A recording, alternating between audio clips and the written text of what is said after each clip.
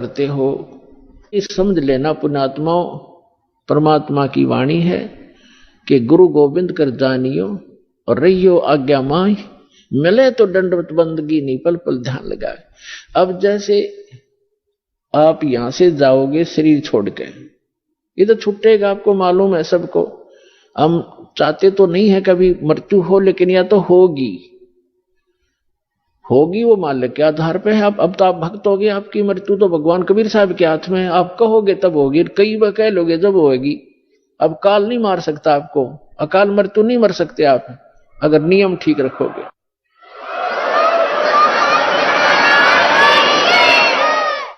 तो ये तो हमने यहां से जाना पड़ेगा। जब आप यहां शरीर छोड़कर जाओगे तो ऊपर जाकर के जहां भी आप देखोगे ये दास के रूप में वो कबीर परमेश्वर आपको खड़े दिखाई देंगे। और जो काल के दूत यहां संत आए हैं उनके रूप में वो काल उनका रूप होगा, लेकिन काल उनके संत के रूप में खड़े दिखेंगे। तो वहां जो जिस गुरु की वो शरण में है, तो वहां जाकर अपने गुरु जी के पास ही जाते हो, तो सीधे के अपने वो खड़े गुरु जी, तो अब उसके शेष सारे उस गुरु के पास, उसके शेष उस दूसरे गुरु के पास। तो वहां काल भी आता है जो उसने संत भेज रखा है इन जीवों का नाश करने के लिए, और परमात्मा आता स्वयं जिसने अपना संत भेज रखा है जीवों का विकास करने के लिए। तो इस दास के रूप में आपको वहां परमात्मा मिलेंगे।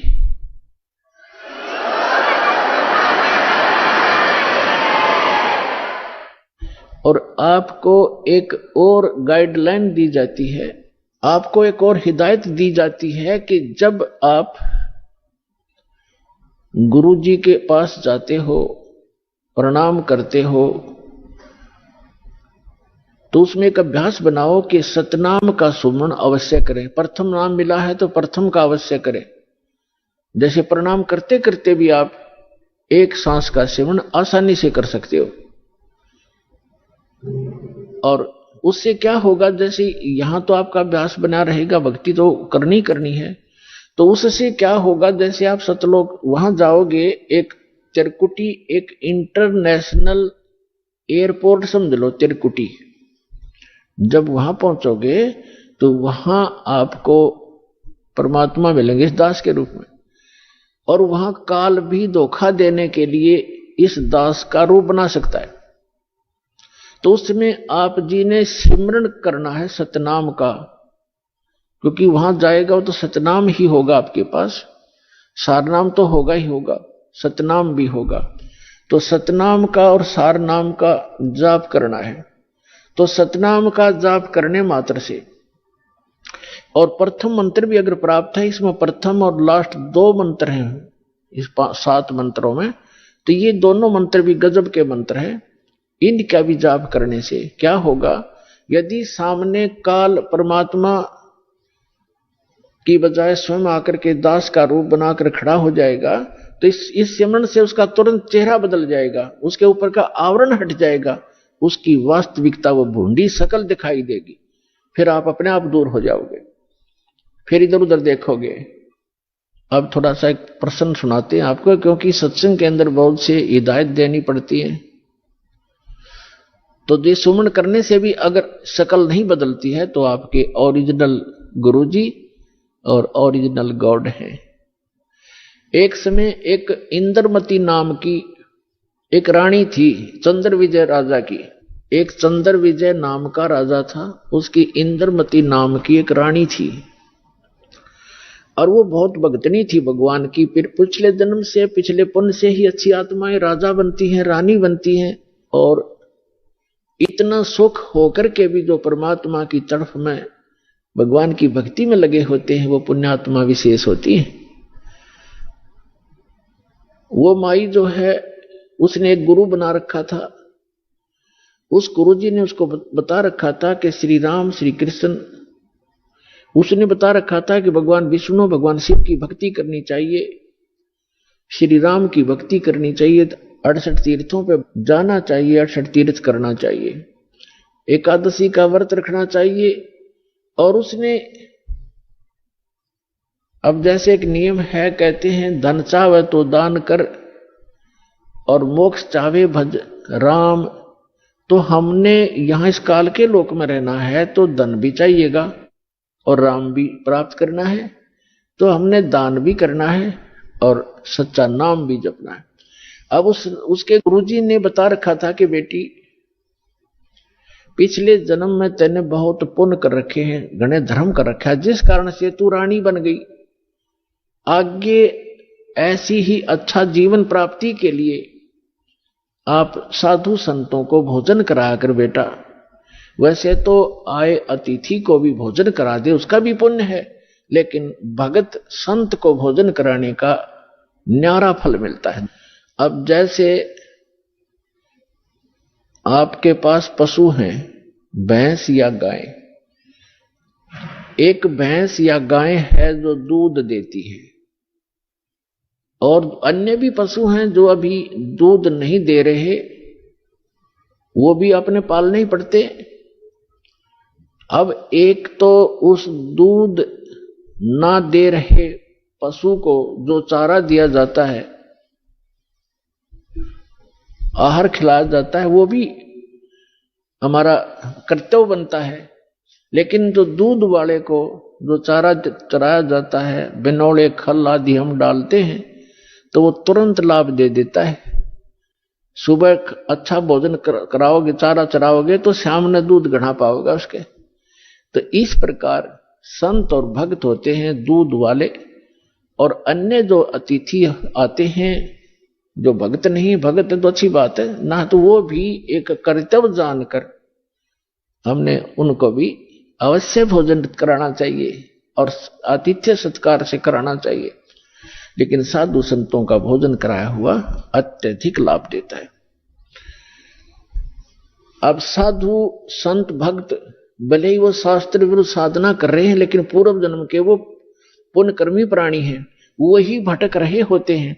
कोई लाल पीले कपड़े पहनता है, कोई दाढ़ी बढ़ा लेता है, कोई मूंड मुड़ा लेता है, कोई तिलक लगाता है, जैसा भी उसको मार्गदर्शक मिल गया, क्योंकि उसको परमात्मा चाहिए, चाहे किसी भी भेख बनाने से मिल जाए, वो परमात्मा की तरफ तड़फ रहा है। ऐसे कोई व्यक्ति को भोजन कराने से विशेष लाभ होता है, क्योंकि अब तो साधना ठीक है नहीं, लेकिन पूर्व जन्म की कमाई उसकी है, और वो भक्त भगवान का विशेष प्यारा होता है।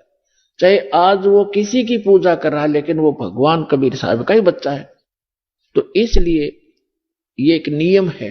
इस नियम के आधार से उस संत ने अपनी शिष्या इंदुमती से, इंद्रमती से कहा था कि बेटा, साधु संतों को भोजन कराने से अगले जन्म में भी तू रानी बन जाएगी।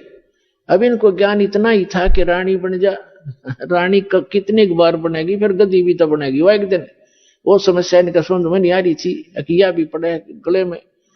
ठीक है, जितना उनको ज्ञान था उस रानी को ज्ञान उसने दे रखा था। अब वो अपने गुरु जी के बताए मार्ग पर कति दृढ़ थी।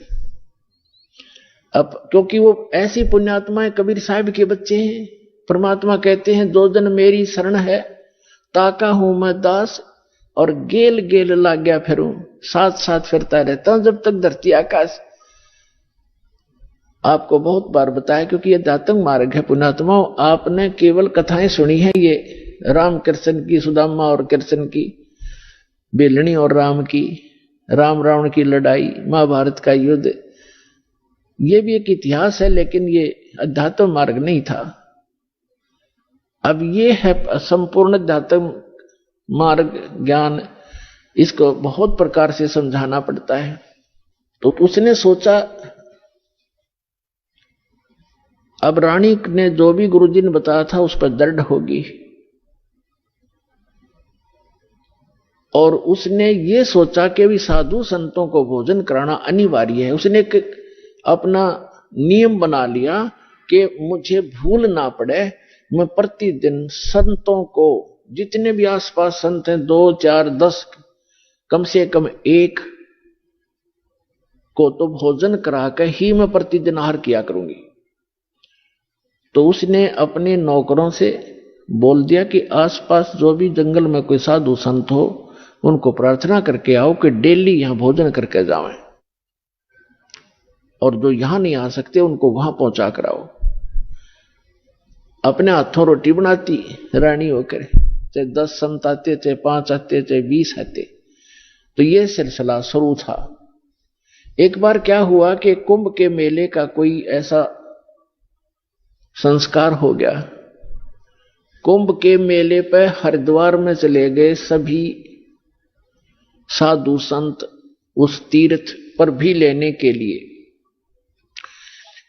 और पैदल आना जाना होता था तो 10-15 दिन का प्रोग्राम उनका बनता ही बनता था।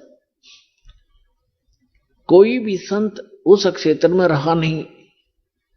अब रानी को पता चला कि साधु आए नहीं, पता करके आओ। पता करके आए, साधु नहीं थे, कोई है नहीं, सब चले गए, सबकी झोपड़ी खाली पड़ी है। पता चला कि वो तो तीर्थ भ्रमण पर चले गए। तो रानी ने प्रण कर रखा था, प्रतिज्ञा कर रखी थी कि जब तक संत नहीं खाना खिला लूंगी संत को, मैं आहार नहीं करूंगी। 1 दिन बीत गया, 2 दिन बीत गया, रानी थी भूखी गड़ी, रही नहीं थी। 3रे दिन तो वह कति आंखें बंद करने लगी, अकमरूंगी। उसके पति ने भी समझाई, तू क्यों अपना जीवन नाश करे, खा ले 2 रोटी। वो साधु हुआ, फिर जमा दिए कि बिजली गिर गई। पर ने बोली नहीं, मर जाएंगी पर मैं भोजन नहीं खाऊं। अब उस पर दुख देखा नहीं जाता, उस परम प्रताप है। द्वापर के अंदर परमात्मा करुणा में नाम से आए हुए थे, यही कबीर भगवान, वो समर्थ परमात्मा, अमर पुरुष। चारों युग में आते हैं परमात्मा। कहते हैं सतयुग में सत सुकृत कह टेरा, त्रेता नाम मुनिंदर मेरा, द्वापर में करुणा में कहाया, और कलियुग नाम कबीर धराया। चारों युग में आया हूं मैं परमात्मा कहा करते। तो द्वापर में वो करुणा में नाम से आए हुए थे। अब उसने देखा या मरेगी भोली भगतनी, एक साधु रूप बना के परमात्मा वहां दूर सी आते दिखाई दिए, राजा के महल की तरफ ही। रानी ने कहा अपनी नौकरानी से कि बांदी है दासी, यदि तू अपनी रानी का जीवन चाहती है तो देख ले कोई साधु संत तुझे दिखाई दे जा, नहीं तो आज शाम तक तेरी रानी प्राण छोड़ देगी। अब वो दासी दुखी होकर के ऊपर चढ़ गई महल की अटारी पर, और वो कहां देखा बेचारी। उसने क्या देखा कि सामने एक संत रूप में, सफेद कपड़े, दाढ़ी बड़ी हुई, सिर पे छोटे छोटे बाल हैं, आ रहा है एक सिंपल साधु, गले में माला टांग रखी। दाता ने थोड़ा ईसा दिखाया कि जानो महात्मा सा भी जच्चा है ना। तो हम महात्मा उनको मानते हैं जिनकी दाढ़ी बढ़ रही हो, लंबे लंबे बाल हो, तिलकला रखा हो, 5-4 माला डाल रखी हो, बिंदी बैंदी टिक्की ला रखी हो। तो परमात्मा ने इसीलिए वो थोड़ा सा वेशभूषा बना रखी थी।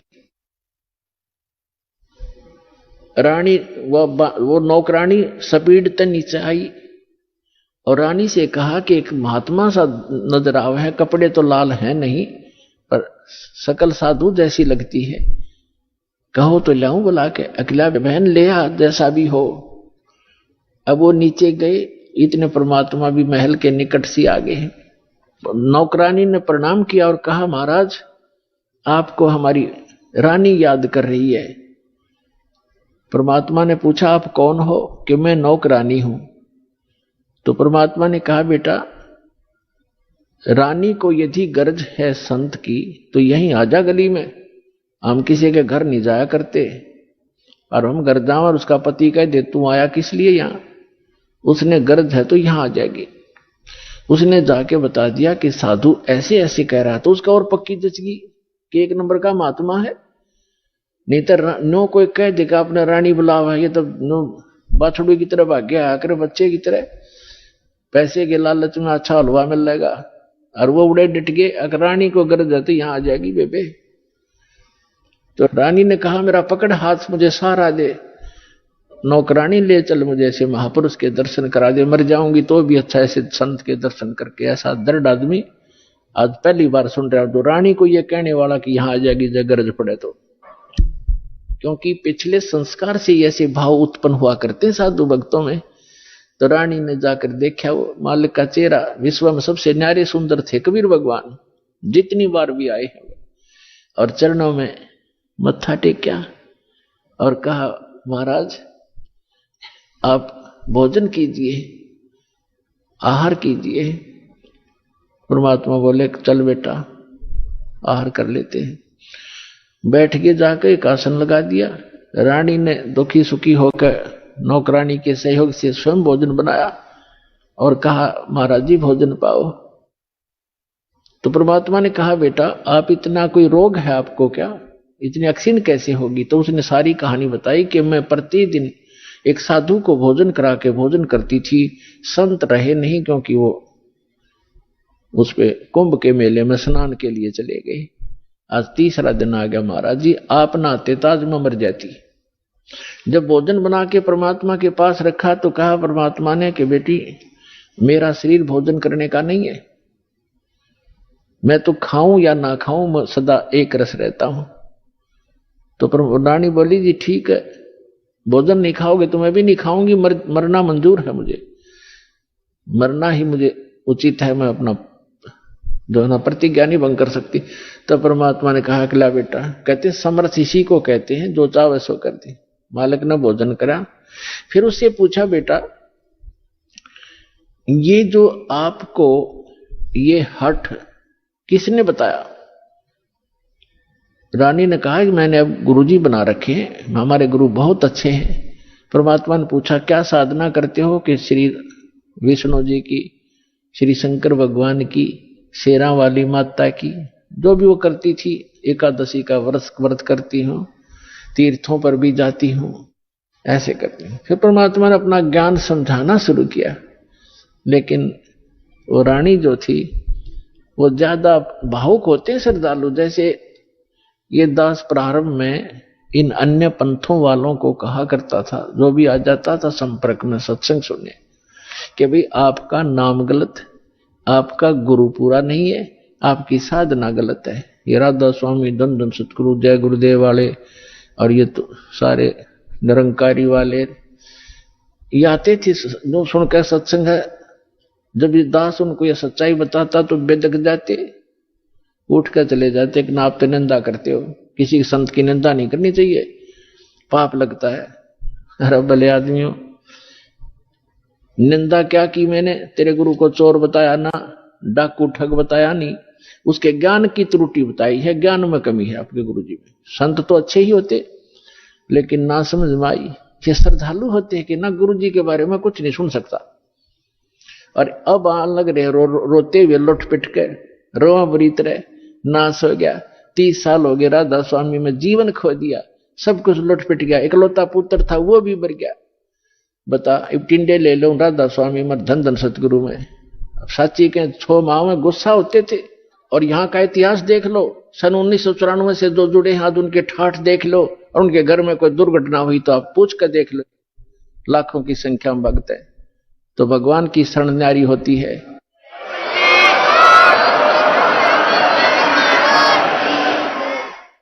एक भगत से उसके सुख पूछने लग जाना, आपका दिमाग फेल हो जाएगा और उसके मुंह का थूक सूख जाएगा, पर उसके गुण भगवान के वो बताने से बंद नहीं होगा आपको, जिसने 5-4 वर्ष से भी नाम ले रखा है। ये समर्थ है, पूर्ण परमात्मा है, इसलिए दास ये रे हो रहा आपके लिए कि किसी प्रकार आपके समझ में आ जा कबीर इज गॉड। दास का काम पूरा हो, फिर तापा डूंडा पाट जाएगा, पर ईश्वर में एक ही रस हो जाएगा कुछ दिनों में। तो रानी क्या कह रही है? परमात्मा ने बताना शुरू किया, बेटा आप विष्णु की पूजा करती हो, विष्णु जी की, कहां जाओगे? बता आपके गुरु ने। अजी स्वर्ग में जाऊंगी। स्वर्ग में कितने दिन रहोगे? अब सत्संग सुनकर थोड़ा बहुत ज्ञान हो ही जाता है। कहती है जी वो तो जितना पुण्य होंगे, पुण्य अपने पुण्य धर्म होंगे, मेरे पुण्य होंगे, उतने दिन वहां रहूंगी। फिर कहां जाएगी है पता नहीं, वह मैं बताऊं कहां जाएगी, तो गद्दी बनेगी फिर अगले दिन में। अब यह बात उसका उत्तर नहीं गला।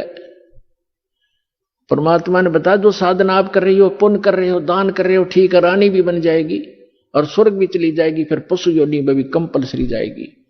और ये आपके विष्णु जी भी नासवान, आपके शंकर जी भी नासवान, आपके ब्रह्मा जी भी नासवान। तो कहते थर पकड़ थर होई, अमर की साधना करने से, अमर पुरुष की, तो अमर हो सकते हो। तुम नासवानों की भक्ति करके और सथाई होने की कुचेष्टा करती।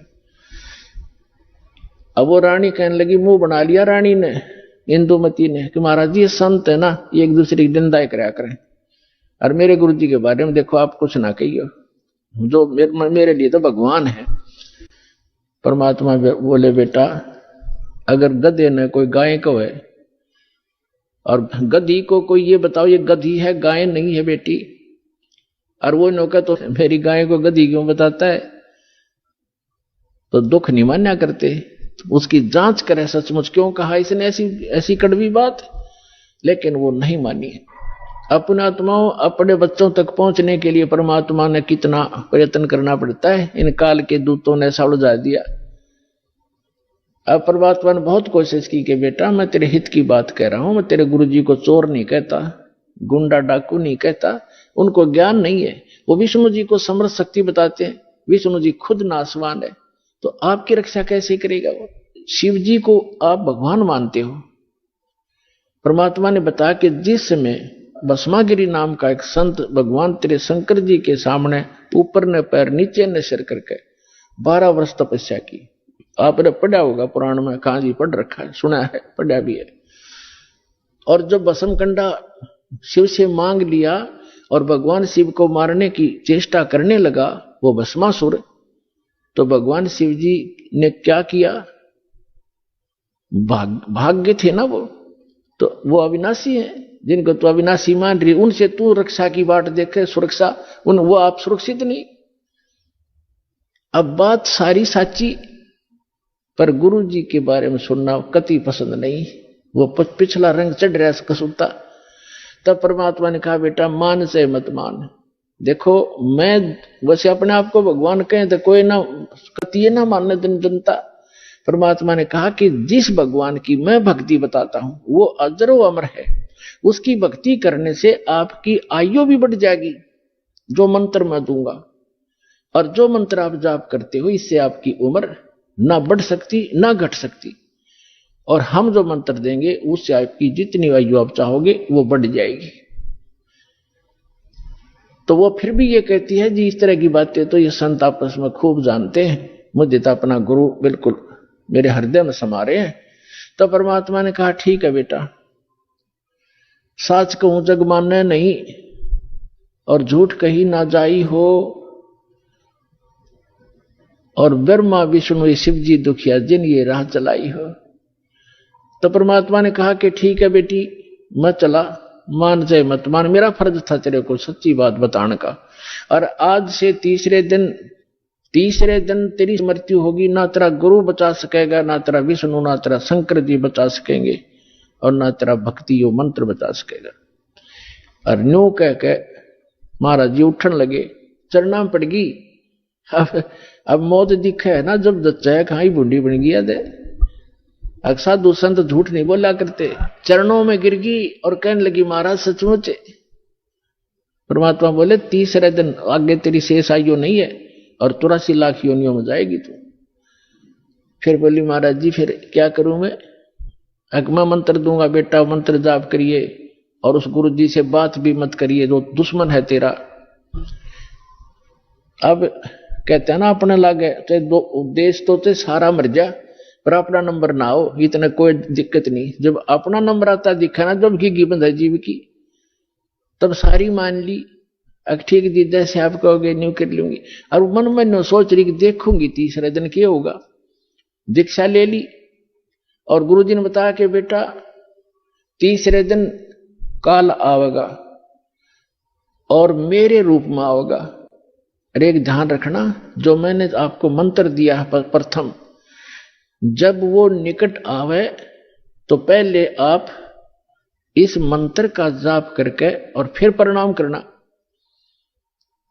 इस मंत्र का जाप करना, वैसे तो प्रणाम नहीं करना पहले। देखो उस समय उन्होंने विशेष हिदायत इसलिए दी थी आगे के लिए, फिर परमात्मा ने बताया था वैसे संत आवे पहले दंडवत करे और फिर उनसे प्रसन्न करे, उनसे कुशल मंगल पूछे। लेकिन उस दिन परमात्मा ने विशेष हिदायत दी थी, क्योंकि उसका अभ्यास नहीं था लड़की का, इसलिए कहा कि जब मैं आऊं यानी मेरे रूप में काल आवेगा और तू भावुक होकर के बगैर मंत्र जाप किए चरण मत छूना, पहले मंत्र जाप करना और फिर चरण छूना। अब रानी ने किसी को बताया नहीं, ने सोचा क्या पता सच्ची है कि झूठी है। ठीक अगले दिन के 12-1 बजे के आसपास परमात्मा के रूप में काल गया, करुणामय के रूप में, और कहा इंद्रमती कहाँ है बेटा। अब इंद्रमती ने देखा गुरुजी आगे, लेकिन वह बात उसके हृदय में गड़ रही थी। गुरुजी ने ये भी बात कही थी तो उन्होंने प्रथम मंत्र सिमरण कर दिया। वो सारा जो कंप्लीट कोर्स यही है वो जो आपको दे रखा, उसके प्रथम मंत्र के प्रथम नाम से ही एकदम उसका स्वरूप बदल गया और ऐसी विकराल चेहरा, लंबे दांत और मोटी मोटी आंख, बेहुद्दी सी विकराल सी शरीर दिखाई दिया। तब उस काल ने देखा कि तेरा तो इसने आवरण तार दिया, न बोला अब तब बचगी तू, तेरे पास मंत्र जबरदस्त है, तुझे फिर देखूंगा। अब रानी का जान बची लाखों पाए और गुरु जी के 100 शुक्र मनाए। अपने नौकरों को बताती है काल आया था, आज मेरी मृत्यु होनी थी, मैंने जो गुरुजी बनाए हैं मेरी उम्र बढ़ा दी।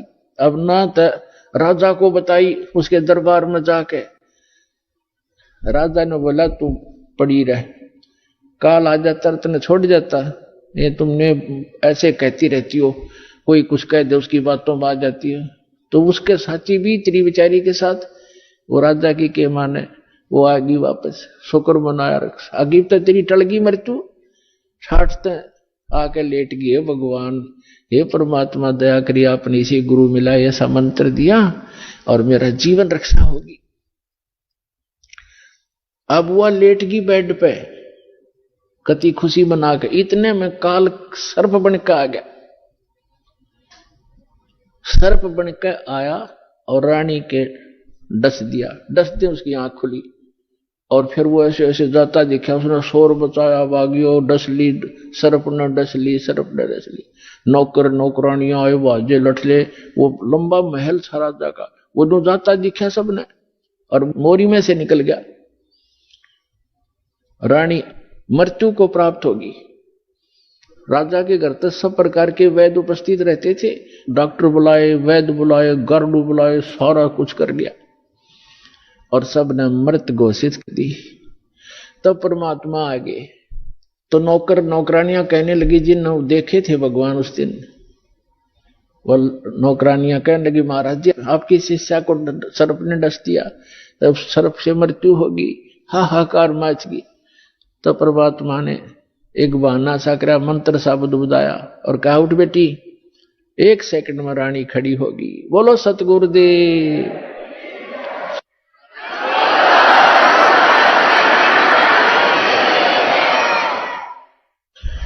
धन धन सतगुरु सत कबीर, भगत की पीड़ मिटाने वाले। धन धन सत कबीर, भगत की पीड़ मिटाने वाले, भक्त की पीड़ मिटाने वाले, भक्त की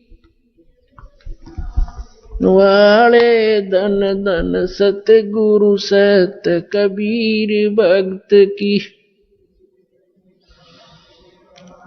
रहे नल नील यतन करे हार, तब सतगुरु से करी पुकार। रहे नल नील यतन करे हार, तब सतगुरु से करी पुकार। जा सतरे खालखी अपार सिंधु पे सिलात रहने वाली। जा सतरे खालखी अपार सिंधु पे सिलात रहने वाले। धन धन सतगुरु सत कबीर, भक्त की पीड़ मिटाने वाले, भक्त की पीड़ मिटाने वाले, भक्त की धन धन सतगुरु सत कबीर भक्त की। डसी सर्प ने जब जा पुकारी, इंद्रमती अकुलाय। डसी सर्प ने जब जा पुकारी, इंद्रमती अकुलाय। आपने तुरंत करी सहाय बेरूली, मंत्र सुनाने वाले। आपने तुरंत करी सहाय बेरूली, मंत्र सुनाने वाले। धन धन सतगुरु सत कबीर। भक्त की पीड़ मिटाने वाले, भक्त की पीर मिटाने वाले। धन धन सतगुरु सत कबीर भक्त की। दामोदर सेठ के होठ अकाज, अर्ज करी डूबता देख जहाज। दामोदर सेठ के होठ अकाज, अर्ज करी डूबता देख जहाज। लाज मेरी रखियो गरीब नवाज, समुद्र से पार लंघाने वाले। लाज मेरी रखियो गरीब नवाज, समुद्र से पार लंघाने वाले। धन धन सतगुरु सत कबीर भक्त की। भक्त की पीड़ मिटाने वाले, भक्त की पीर मिटाने वाले। धन धन सतगुरु सत कबीर। कह कर जोर दीन धर्मदास, दरस दे पूर्ण करियो आस। कह कर जोड़ दीन धर्मदास, दरस दे पूर्ण करियो आस। मेटियो जन्म मरण की तरास, वो सत्य पद प्राप्त कराने वाले। मेटियो जन्म मरण की तरास, वो सत्य पद प्राप्त कराने वाले। धन धन सतगुरु सत कबीर भक्त की पीड़ मिटाने वाले। भक्त की पीड़ मिटाने वाले, भक्त की पीड़ मिटाने वाले। धन धन सतगुरु सत कबीर भक्त की। भक्त की पीड़ मिटाने वाले, भक्त की पीड़ मिटाने वाले। धन धन सतगुरु कबीर भक्त।